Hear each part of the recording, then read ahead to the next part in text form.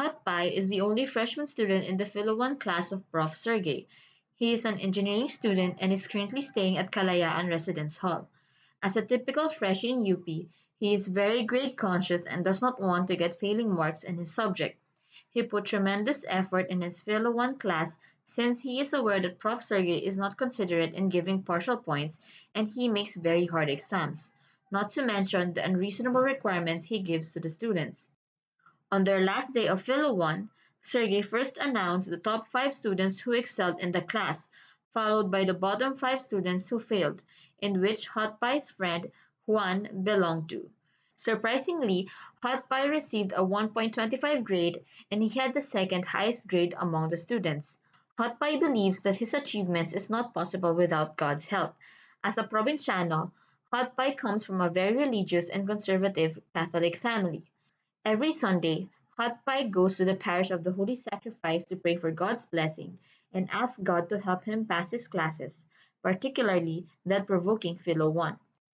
Hot Pie believes that believing in God would give him eternal joy in heaven. He adds that there is nothing to lose in believing that God exists. Therefore, believing in God is a better option than becoming an atheist. His reasoning is similar to that of the concept of Pascal's wager. Blaise Pascal argues that a rational person should live as though God exists and seek to believe in God.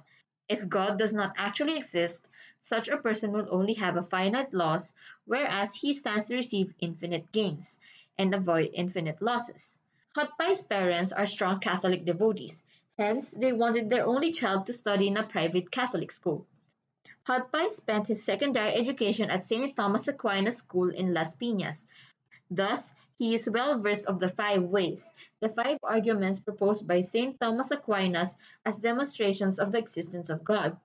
Aquinas' first demonstration of God's existence is the argument for motion. He explains that the first mover is God, and that he had not himself been moved or acted upon by any other agent. The second of the five ways, the argument from causation, implies that nothing causes itself to be.